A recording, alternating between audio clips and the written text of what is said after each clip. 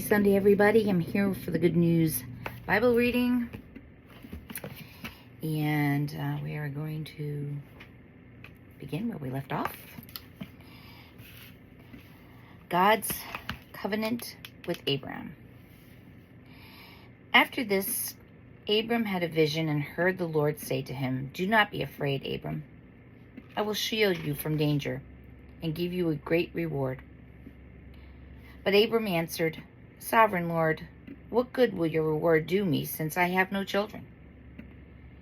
My only heir is Eliezer of Damascus. You have given me no children, and one of my slaves will inherit my property." Then he heard the Lord speaking to him again. "This slave Eliezer will not inherit your property. Your own son will be your heir." The Lord took him outside and said, "Look at the sky. Try to count the stars. You will have as many descendants as that." Abram put his trust in the Lord, and because of this, the Lord was pleased with him and accepted him. Then the Lord said to him, "I am the Lord, who led you out of you are in Babylonia to give you this land as your own." But Abram asked, "Sovereign Lord, how can I know that it will be mine?" He answered, "Bring me a cow, a goat, and a ram, each of them 3 years old, and a dove and a pigeon." Abram brought the animals to God, cut them in half, and placed the halves opposite each other in 2 rows. But he did not cut up the birds. Vultures came down on the bodies, but Abram drove them off. When the sun was going down, Abram fell into a deep sleep, and fear and terror came over him. The Lord said to him, "Your descendants will be strangers in a foreign land. They will be slaves there, and will be treated cruelly for 400 years. But I will punish the nation that enslaves them, and when they leave that foreign land, they will take great wealth with them. You yourself will live to a ripe old age, die in peace, and be buried. It will be 4 generations before your descendants come back here, because I will not drive out the Amorites until they become so wicked that they must be punished." When the sun had set and it was dark, a smoking fire pot and flaming torch suddenly appeared and passed between the pieces of the animals. Then and there, the Lord made a covenant with Abram. He said, "I promise to give your descendants all this land from the borders of Egypt and your Euphrates River, including the lands of Canaanites, the Canaanites, and the Kedmonites, the Hittites, the Perizzites, the Rephaim, the Amorites, the Canaanites, the Girgashites, and the Jebusites." And I hope I say all those right. And I think we're going to leave off there because that was a very long one. All right. Oops. So,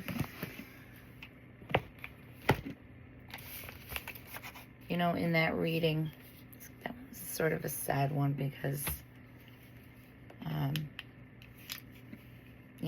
he didn't feel he had anybody in the world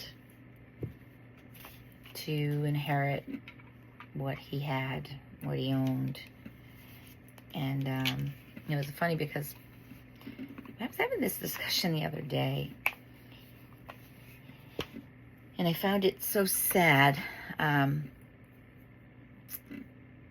My husband does recycling, and I guess someone threw away these pictures that were in like plastic. It must have been in some sort of plastic album maybe, or something like that. And there was pictures of, a person's life in there. There was little children. There was pictures of when they were married, and someone just decided, I guess, they just needed to go in the trash. Did that person not have any relatives? I mean, I don't know. I'm not sure. But it just seemed sad to me that that person's life just was going in the trash. My husband, knowing me, brought them home. And I, have the pictures. I don't know any of these people. I don't know who they are. but at least their memories aren't in the trash. And somebody has them. You know, there's some names and things behind them. But it just seems so sad to me that a person's life just was just going in the trash. So I kept them. I'm not sure what I'll do with them, but they're there. They're not in the trash. They're safe. And I thought, you know, I said to my kids, my daughter, I was talking to her, and I'm like, you know, I understand sometimes why people or when they know they're going to pass away, or sometimes older people, you know, give things away. I know my mom, before she started getting dementia, started giving things away, and I almost kind of understand to some degree, because you want to at least give the stuff you want to give to the people you love, your children, or, you know, whatever, and you hope, or at least I hope, I mean, I've collected a lot of things over my 65 years so far, and I'm sure there'll be more. And I think about, wow, you know, my kids, I don't know what they'll like or won't like. They probably may throw them in the trash too, you know? And it shouldn't be that way. Like, I mean, I know people can't save everything when you lose your loved one, your mother, whoever, your father. But I know you can't save every little piece of paper and things, but there may be things that you know were special and meant something to them. And give them to somebody at least. Don't just, you know, it just, I don't know. It seems like, you know, if you don't have anybody to give it to, I don't know. Because, I don't know. I just, it's sad to me that a person's life can end up in the trash. Because maybe they don't have anybody to give it to, or maybe just the family just, you know, didn't care. I don't know what the situation was. I mean, there was children there, so I don't know, but it's sad to me that a person's life lives a whole life, and part of their life just ends up getting thrown away, you know. So I don't know, I guess maybe, you know, as we get older, we should find people to give these things to, or people that, you know, somebody that you can give it to. I mean, I know everybody has children, and if you don't, maybe there's somebody that might appreciate them, maybe a historical site. I don't know. I'm just getting really deep here with this, but it really bothers me, and I've seen it twice this week, and, you know, things just thrown in the trash of a person, and they're gone, and their stuff's in the trash, and it's just, for me, it's sad. I just take those things to heart. Even when I was young, when I was in my 20s, I would go to antique stores, and I would buy little tin pictures of people, you know. I just feel like somebody should have them. They should be going on. If you don't know who they are, I don't know. Do something with them. Maybe make a scrapbook of people. I just don't know, but it's just a shame that people's lives have to just stop. When people's lives stop, I mean, we all have to die, obviously, but it just ends up in a trash heap, you know. I guess the best thing we can do while we're alive is live as best we can, and I don't know, but just remember that if someone does leave, try to remember what they thought of things that they might have left behind. Like I said, I'm not saying like save an envelope, or, you know, but some things maybe it may have been important to them, you know.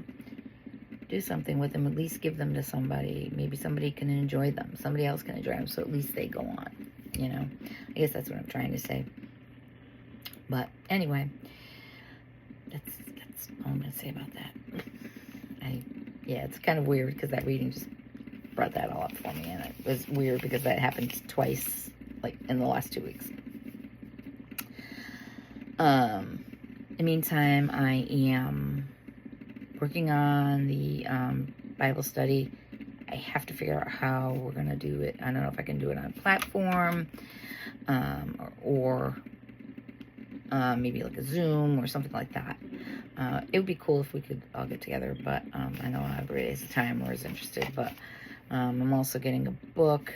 I watched this, I literally sat down here one Wednesday night, and it came to my mind to do this because I took a course on Ascension Press, and I thought, Bible study, that'd be great. I've never done one, and I think it's good to understand the Bible because it's really difficult, and so I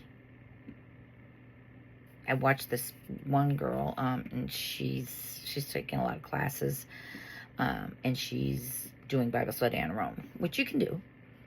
And she had this big, gigantic book. I posted the video on our Facebook page, and they're Bibles for that. So it's a Bible, but it's a Bible that you can write in, and she had all her notes in there, and it was done decoratively for her, but things that she could find and search, and it's what she does. So I've already got the book picked out. Gonna buy that, and now I just have to figure out, like I said, how to go about it, because again, I've never been to a Bible study. I don't even know where to start, but I'll learn, because that's what I do. So I will post, I hopefully will be posting it soon, about when it's going to start. Maybe more people want to jump on. Come to our Facebook page if you're not on our Facebook page. Yeah, it'd be nice if we can get some people to do this together. So until then, have a wonderful rest of your day. I'm not going to keep you much longer, and I'll be back later this evening for the Saint of the Day. Have a great evening. A great day.